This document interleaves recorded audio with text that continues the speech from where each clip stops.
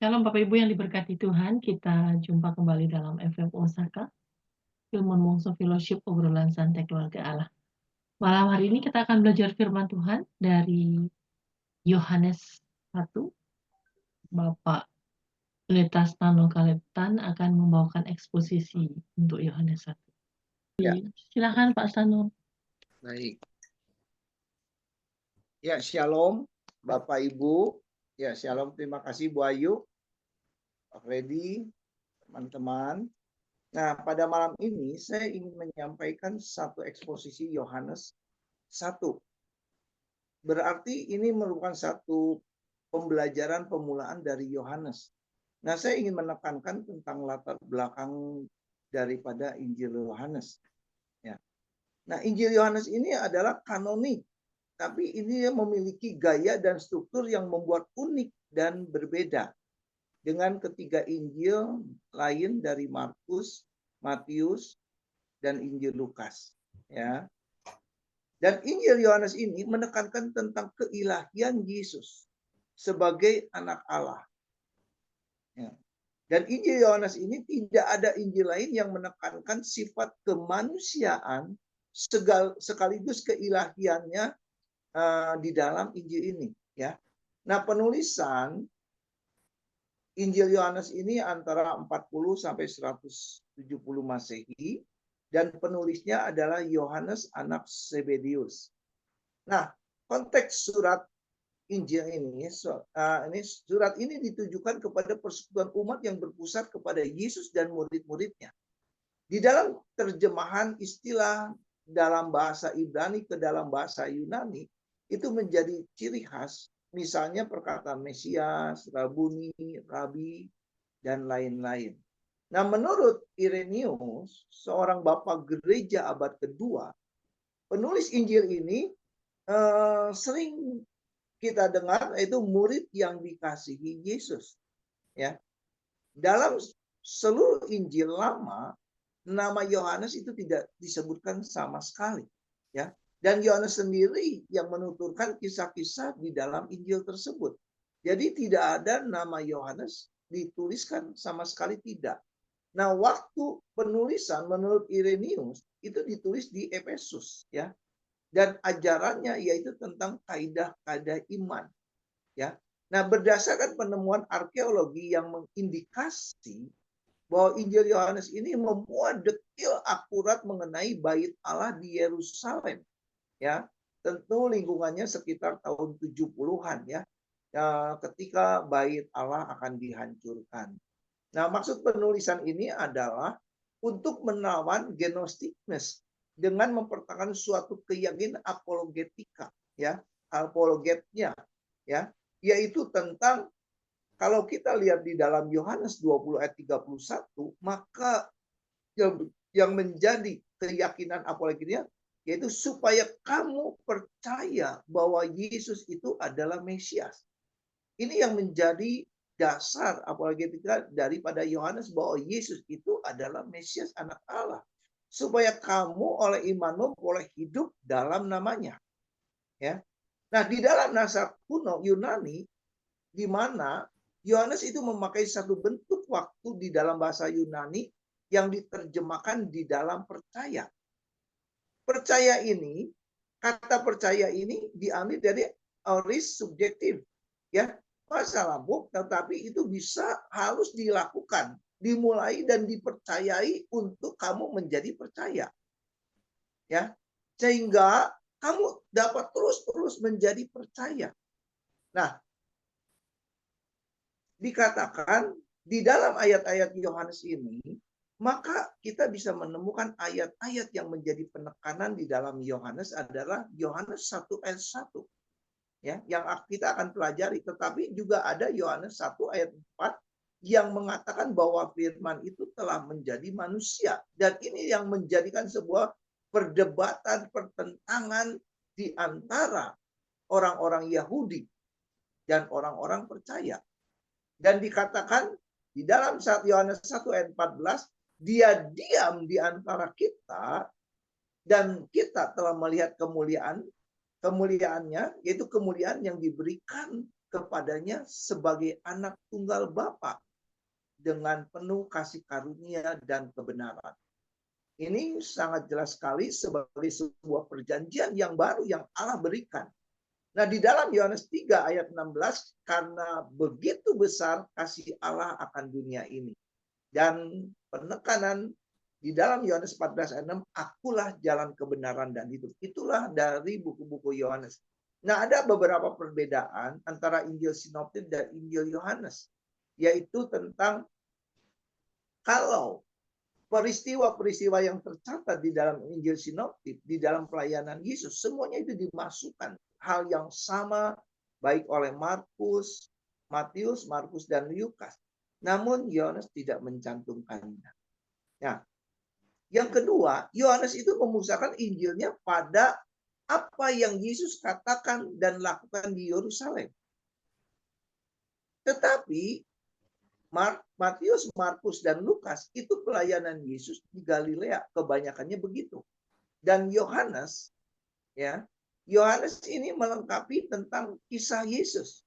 3 Injil pertama, baik Matius, Markus, Lukas, itu hanya kisah tentang pelayanan-pelayanan Yesus.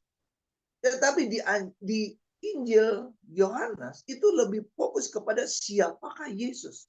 Itu yang menjadi alasan. Dan kalau kita melihat kitab Yohanes, maka topik yang menjadi bagian yang terbesar adalah 3. Firman yang menjadi manusia. Yang kedua, kesaksian Yohanes Pembaptis tentang Yesus. Dan murid-murid Yesus. Nah, mari kita belajar dalam kitab Yohanes 1 ayat 1 sampai 5.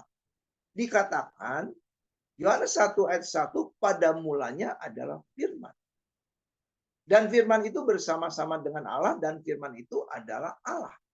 Nah, di dalam firman ini, maka inti dari Yohanes 1 ayat 1 yang ingin disampaikan, itu sebetulnya tercatat di dalam Yohanes 1 ayat 1. Ya, bahwa keseluruhan dari kitab Yohanes itu sebetulnya inti dari Yohanes 1.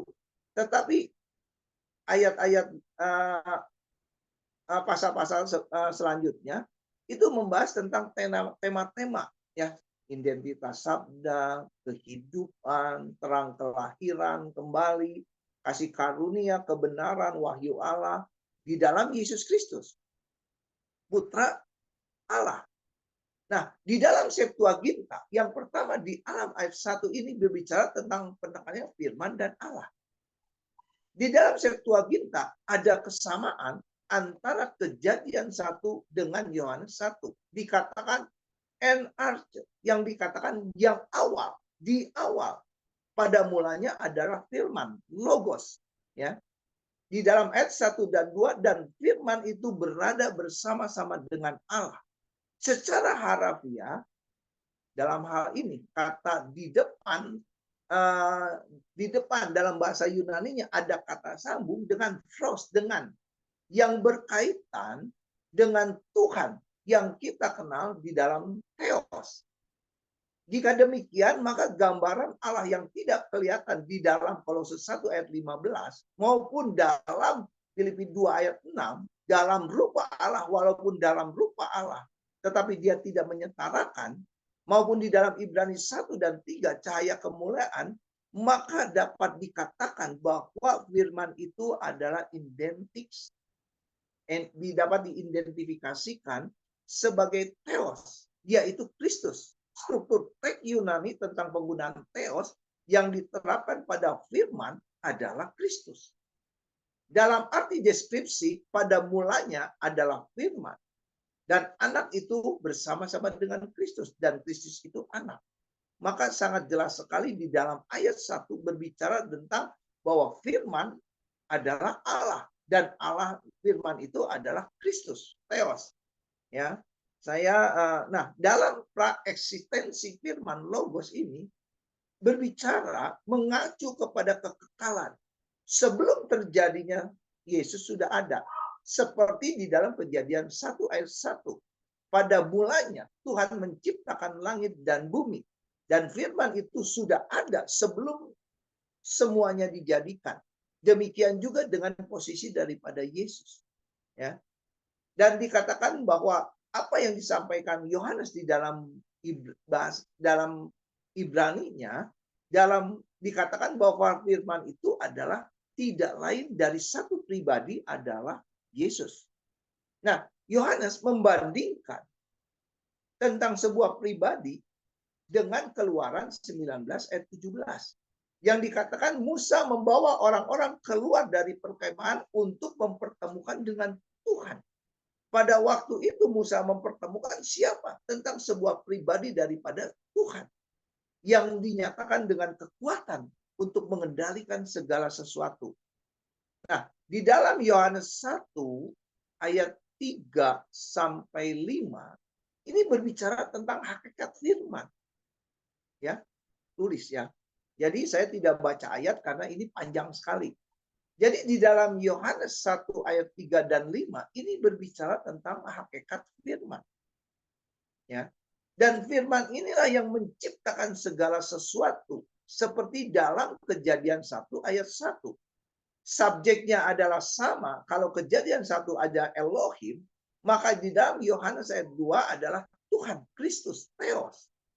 Dikatakan firman Allah di dalam Kristus yang telah menciptakan segala sesuatu oleh karena Kristus adalah dan Bapa adalah satu. Satu pengertian. Di dalam Yohanes 10 ayat 30, aku dan Bapa adalah satu. Menceritakan 1 Yohanes 1 ayat 5 berbicara tentang hakikat daripada firman itu. Dan firman itu merupakan satu sumber kehidupan. Tetapi bukan dalam arti bahwa perkataan bios secara biologis tidak, tetapi berbicara tentang prinsip daripada kehidupan yang disebut dengan zoe.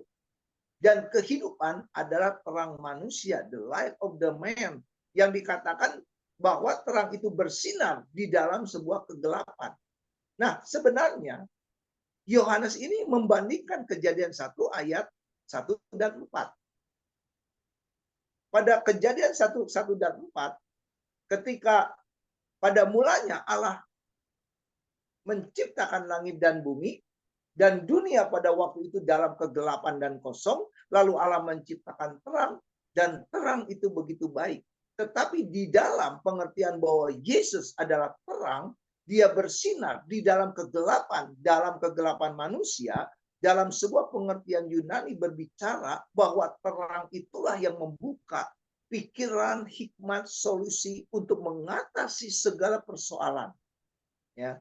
Nah, jadi sangat jelas sekali pengertian terang bersinar di dalam sebuah kegelapan manusia. Nah, di dalam Yohanes 1 ayat 6 dan 11 dikatakan bahwa datanglah seorang yang diutus Allah yang namanya Yohanes. Yang dimaksud adalah Yohanes Pembaptis. Tetapi di dalam ayat 6 dan 11 ini, Yohanes ini hanya sebagai sebuah saksi daripada terang itu. Dia memberikan saksi sebagai memberikan kesaksian tentang cahaya terang itu, yaitu Kristus. Dan membuat semua orang untuk menjadi percaya, ya, seperti apa yang dikatakan tadi bahwa Yohanes ingin memberikan semua orang menjadi percaya. Pengertian percaya menjadikan menjadi percaya. Nah, penting bagi penulis Yohanes ini untuk memperjelas siapakah Yohanes Pembaptis itu. Dia bukan terang, tetapi dia yang memberikan kesaksian tentang Kristus yang sesungguhnya terang itu. Nah, di sini kita bisa melihat betapa kerendahan hati daripada Yohanes Pembaptis. Dia tidak mengakui bahwa dirinya terang. Tetapi banyak pada waktu itu murid-muridnya yang menyatakan bahwa Yohanes Pembaptis itu Mesias. Tetapi dia akui kerendahan hatinya bahwa aku bukan terang. Nah, contoh yang sangat jelas sekali adalah ketika Yohanes Pembaptis berkata, inilah anak domba Allah. Nah, ketika muridnya yang bernama Yohanes, ya, Yohanes dan Andreas, ya, adalah murid Yohanes Pembaptis, dan ketika ia tahu bahwa siapakah Yesus, dengan segala kerendahan hatinya membiarkan muridnya untuk mengikuti Yesus dan Kristus. Ini adalah sebuah bukti kerendahan yang luar biasa. Dia adalah bukan hanya sebagai saksi, tetapi dia punya hati yang luar biasa. Ya. Nah, di dalam Yohanes 9 ayat 11 berbicara tentang terang yang sesungguhnya ini menerangi setiap orang sedang datang ke dalam dunia ini, tetapi dunia tidak mengenalnya. Ini berbicara tentang sebuah penolakan terhadap firman. Ketika firman itu telah menjadi manusia datang ke dunia ini, sangat disayangkan dunia tidak mengenalnya. Dia datang kepada pemiliknya, pemiliknya pun juga tidak menerima dia. Nah, dikatakan tentang pemiliknya, mengungkapkan tentang perumpamaan penggarap, perumpamaan tentang penggarap yang jahat. Yesus sudah bicara, dia berbicara tentang perumpamaan ini. Sebetulnya itu merupakan sebuah contoh dari penolakan kepada firman. Bahkan ketika dia datang pun juga kepada pemiliknya, pemiliknya ditolak. Dan jelas sekali di dalam Matius 21 ayat 33-47, perumpamaan ini Tuhan ungkapkan kepada orang-orang. Ada seorang yang tuan tanah, dia membuka lahan untuk pohon anggurnya. Lalu dia mempekerjakan para penggarap-penggarap itu. Maka ketika hasil sudah panen, sudah siap dituai, maka pengusaha ini mengirim hamba-hambanya untuk menerima bagian dari apa yang sudah digarap. Tetapi hamba-hambanya malah dianiaya, malah disakiti. Begitu juga dia kirim, hal yang sama itu terjadi. Maka dia pikir, pengusaha ini berkata, oke, aku akan kirim anakku supaya mereka datang untuk menerima hasil baginya. Tetapi apa yang terjadi, saudaraku?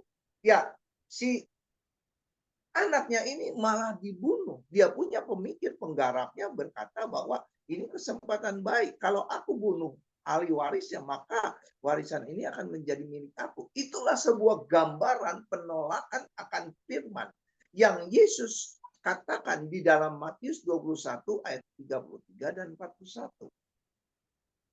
Dan di dalam Yohanes 1 ayat 12 dan 13 dikatakan, ya, tetapi orang-orang yang menerimanya diberi kuasa untuk menjadi anak-anaknya.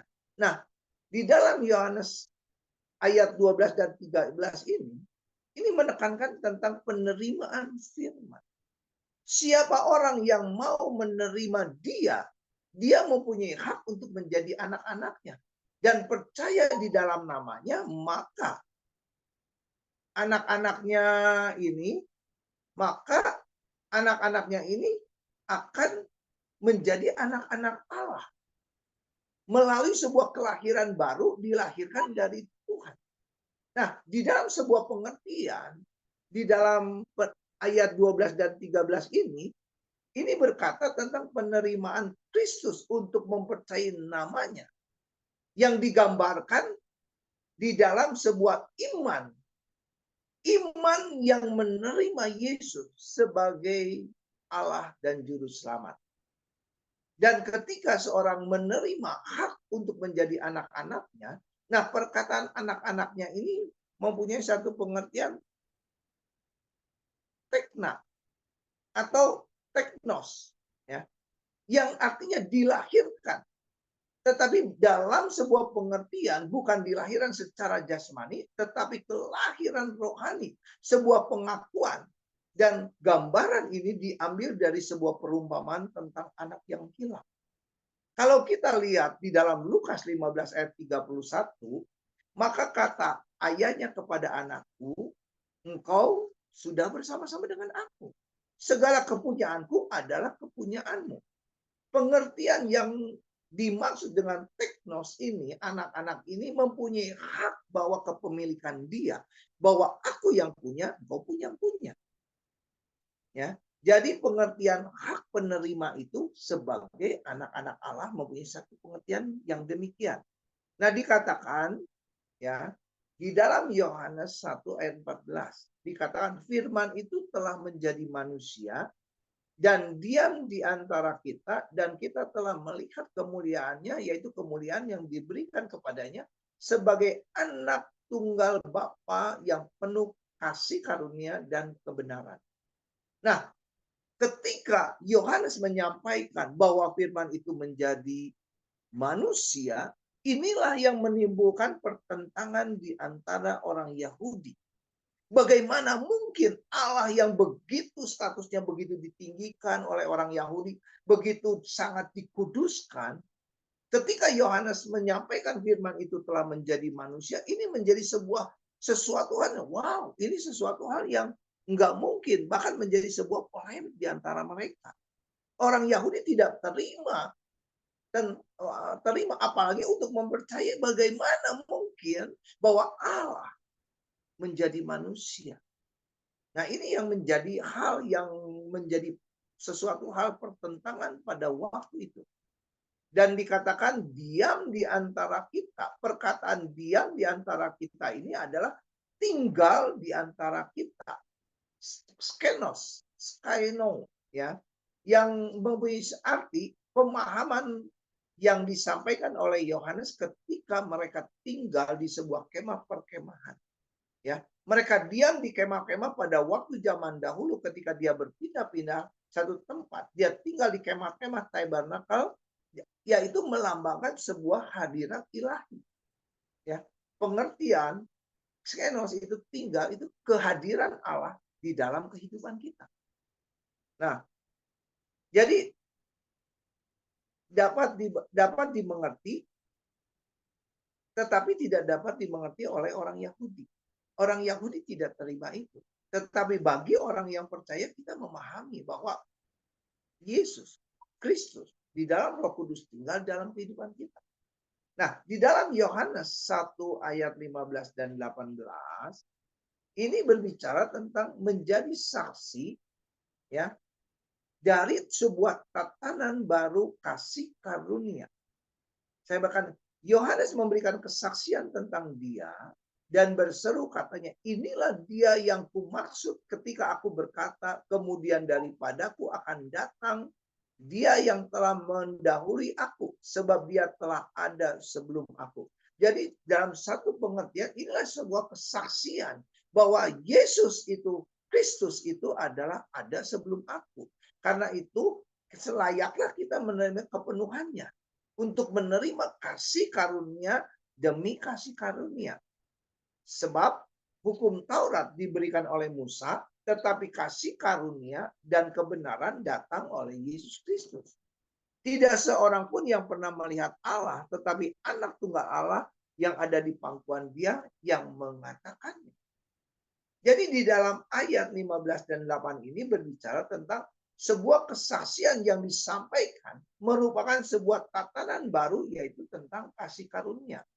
Nah, Yohanes ini ingin menyampaikan, dia yang datang setelah aku ini, itu sebetulnya lebih diutamakan sebelum aku. Karena dia sudah ada sebelum aku. Nah, kesaksian Yohanes seperti ini berakar pada pemahaman tentang keberadaan Yesus sebelumnya. Dia tahu bahwa Yesus itu adalah ada sebelumnya dan selalu ada dan sifatnya adalah kekal. Dan dia tahu bahwa Yesus yang di hadapannya adalah segala sesuatu. Maka itu Yohanes Pembaptis menyampaikan menjadi sebuah kesaksian, ini loh Allah yang menjelma menjadi manusia dan dia datang dengan segala kasih karunia yang dia berikan, kasih karunia demi kasih karunia. Itu yang ingin disampaikan. Maka itu layaklah kita untuk menerima segala kepenuhan kasih karunia demi kasih karunia. Dan itu diungkapkan sebagai sebuah perjanjian yang baru. Tuhan Yesus membuat sebuah perjanjian yang baru. Di dalam Ibrani 9 ayat 15 dikatakan, karena itu ia adalah perantara dari suatu perjanjian yang baru. Supaya mereka yang terpanggil dapat menerima bagian kekal yang dijanjikan. Sebab ia telah mati untuk menebus pelanggaran-pelanggaran yang telah dilakukan selama perjanjian yang pertama. Yang dimaksud adalah perjanjian lama. Tetapi oleh anugerah Tuhan, maka umatnya akan terus-menerus mendapatkan kasih karunia dan tidak pernah akan habis. Nah, perjanjian yang lama yang diberikan Musa itu sudah hilang. Yohanes ingin menerangkan bahwa perjanjian lama itu yang diberikan Musa itu sudah hilang. Itu tercatat di dalam Ibrani 8 ayat 13. Ya, adanya perlu sebuah pembaharuan kasih karunia dan kebenaran yang datang daripada Yesus Kristus. Perjanjian lama itu sudah usang dan akan dimusnahkan. Tetapi kedatangan Tuhan Yesus membawa sebuah perjanjian yang baru, yang dipenuhi dengan kasih karunia dan kebenaran melalui Yesus Kristus. Nah, penulis ini ingin menyampaikan sebuah tatanan baru tentang apa yang diberitakan oleh Yohanes Pembaptis tentang kepenuhan. Bagi orang yang percaya di dalam Yesus Kristus, itu akan mengalami sebuah kepenuhan. Karunia demi karunia untuk dia dapat dinyatakan di dalam kehidupan orang-orang yang percaya dan mereka akan menerima ajaran-ajarannya. Dan kalau kita melihat tentang apa yang dikatakan di pangkuan Allah, ya, Putra Tunggal yang ada di pangkuan Allah, ia telah menyatakan dirinya, itu berbicara tentang ekspresi. Satu hubungan, satu kesatuan dari hakikat daripada Allah tersebut. Nah, di dalam Yohanes 1:19-28, ini berbicara tentang legalitas dirinya. Tentu orang akan menanyakan, loh, siapakah Yohanes?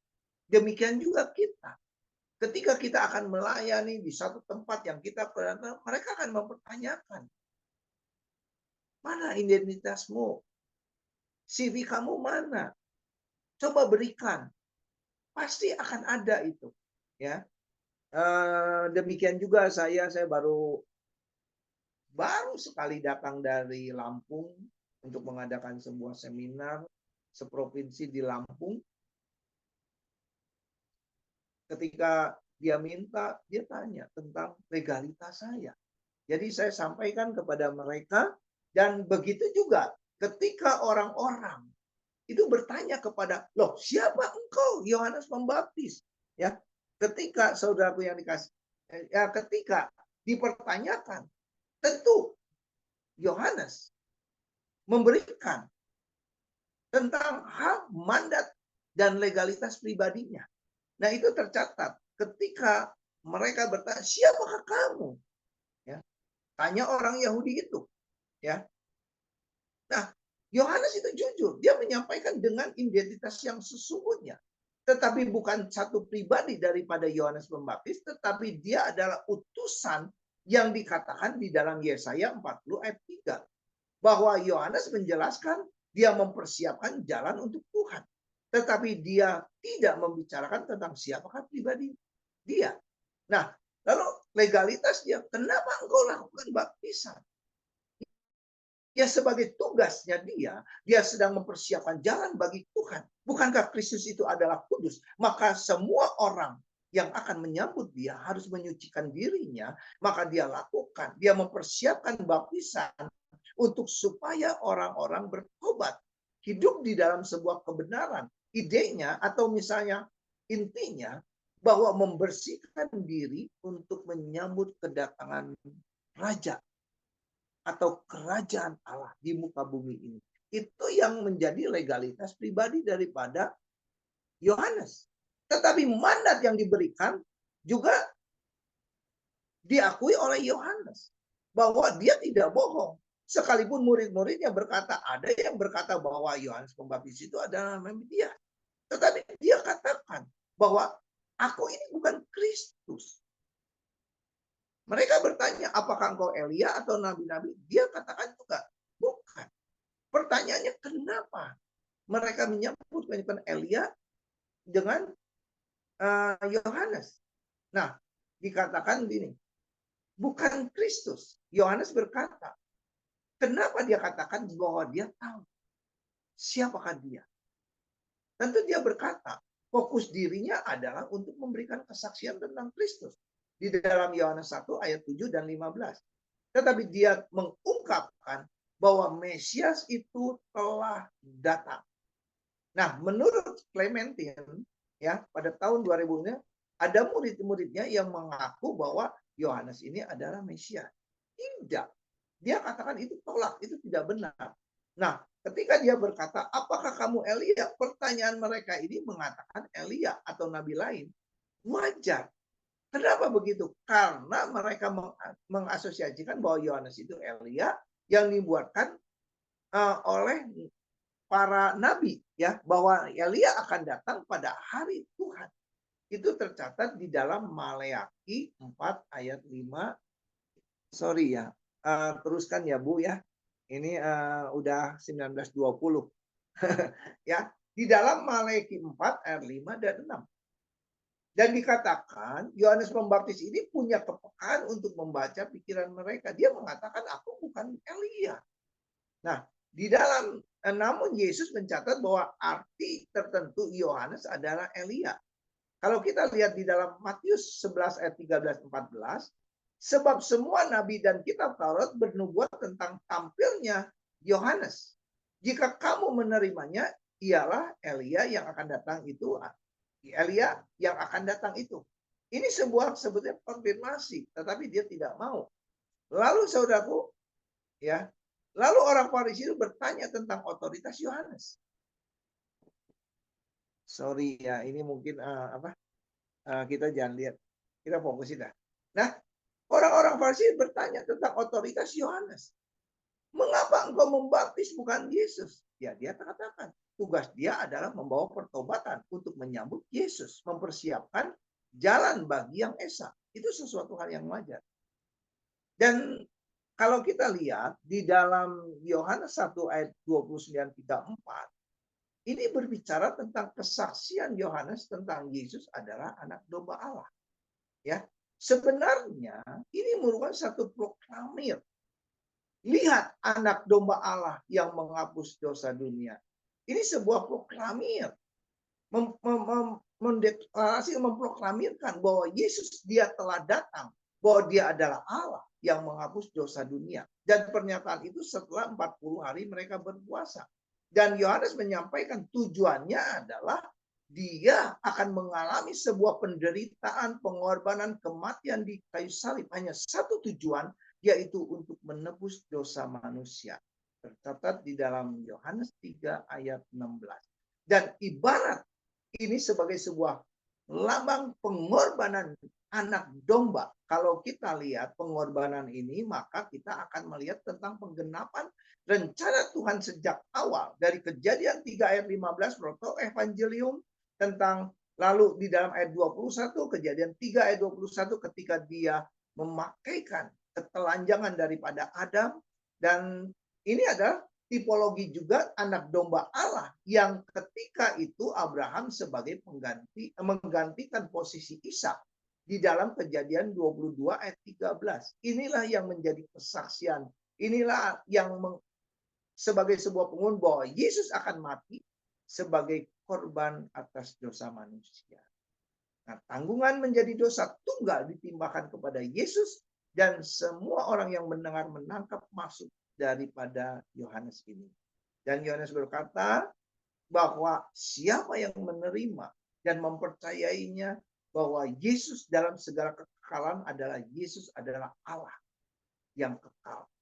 Nah, ketika dia berbicara baptisan, tentu dia juga menekankan tentang baptisan air yang dimaksud adalah pelayanan Yohanes yang dianugerahkan Roh Kudus hanya melalui Yesus Kristus adalah anak Allah.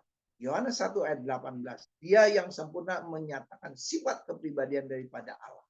Dan wajar kalau misalnya Yohanes bersaksi untuk dapat mempercayai siapakah Yesus. Dan yang terakhir, Yohanes 1 ayat 35 ini, Yohanes 1:35 sampai 51 ini adalah tentang kesaksian daripada murid-murid Yesus yang pertama. Nah, kedua murid Yohanes Pembaptis adalah Yohanes ya, penulis kitab Yohanes dan Andreas yang selalu mengikuti Yesus. Ya. Nah, dia mengikuti Yesus, tentu ketika dia mengikuti Yesus, dia tahu bahwa Yohanes dan Andreas ini adalah murid daripada Yohanes Pembaptis. Tetapi ketika Yohanes berkata, inilah anak domba Allah, Yohanes Pembaptis memang secara tidak spesifik di dalam teks itu tidak ada. Tetapi saya percaya atau beberapa teolog percaya bahwa itu seizin daripada Yohanes Pembaptis. Ya, dia berpikir demikian. Nah, ketika Yesus bertanya, apa yang kamu cari? Datang dan lihatlah. Pertanyaan ini penting dan logis karena pertanyaan ini mengandung sebuah pengertian. Ya, dengan maksud menjadi dasar bagi kita semua juga bahwa apa yang ingin disampaikan oleh Yesus kepada murid itu adalah mari tinggallah bersama dengan aku.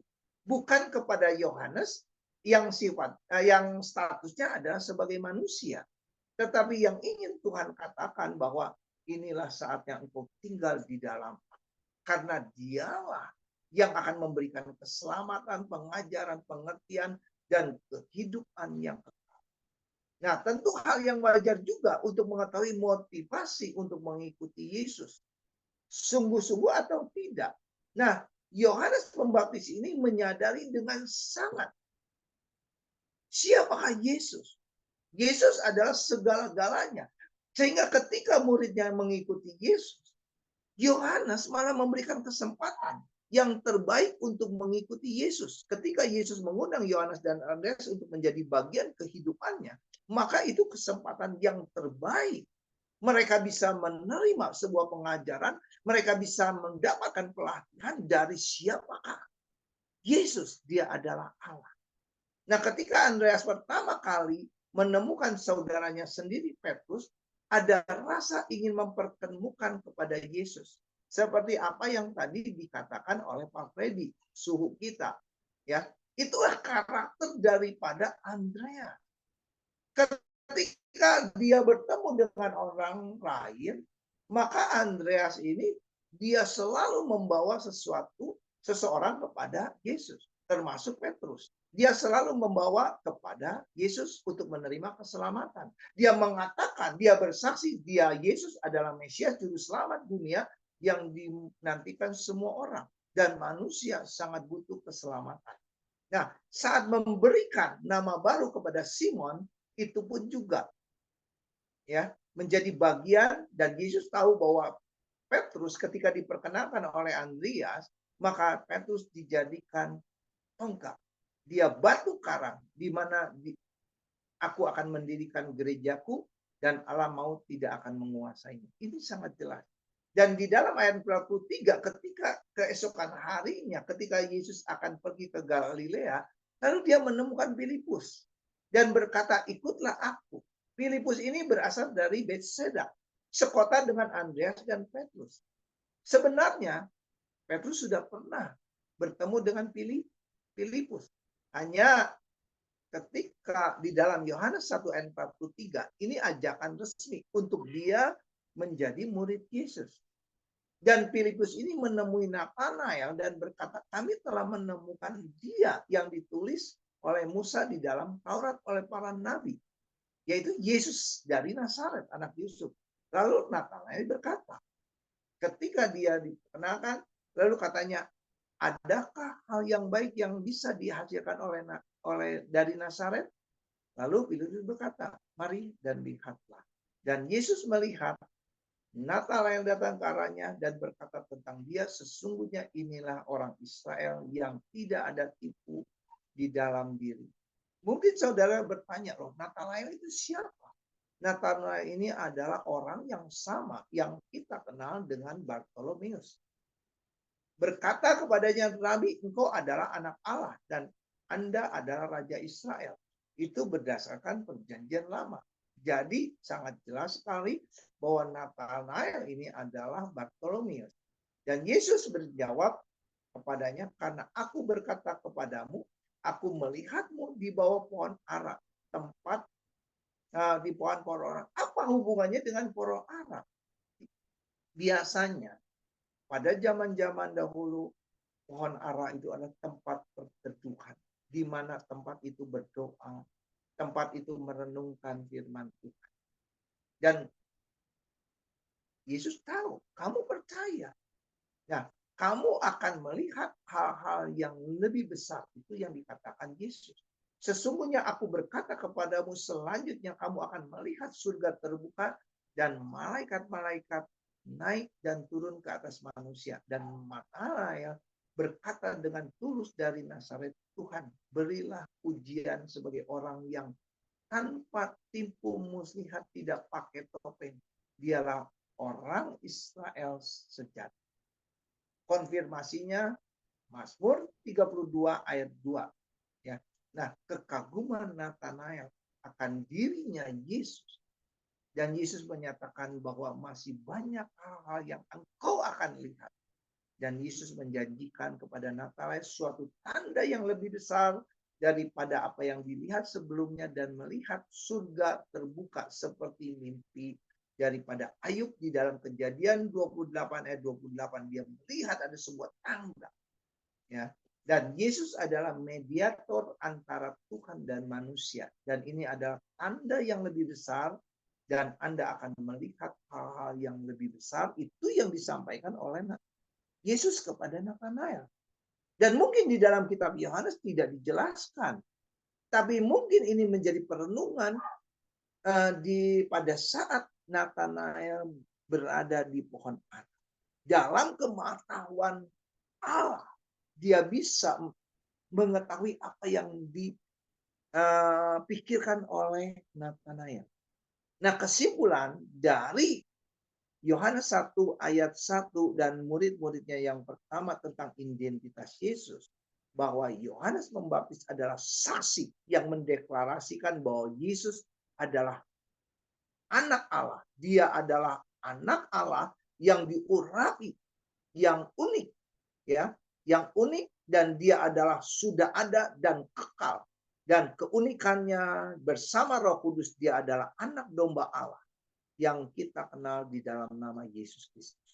Konsekuensi tentang pengorbanannya yang dia lakukan. Yang kedua, Andreas datang kepada Yesus karena khotbah Yohanes, dan Andreas bersaksi bahwa Yesus adalah Mesias, adalah Kristus, adalah benar. Dan Filipus datang kepada Yesus, ya, di dalam kesaksian daripada murid-muridnya bahwa panggilan langsung Yesus, dan Filipus bersaksi bahwa Yesus adalah dia yang dimuatkan dalam perjanjian lama. Itu menjadi sebuah penekanan daripada Filipus bahwa nubuatan-nubuatan ini sudah digenapi dengan kedatangannya. Dan Natanael bersaksi bahwa Yesus adalah anak raja, anak Allah, dan dia adalah anak raja.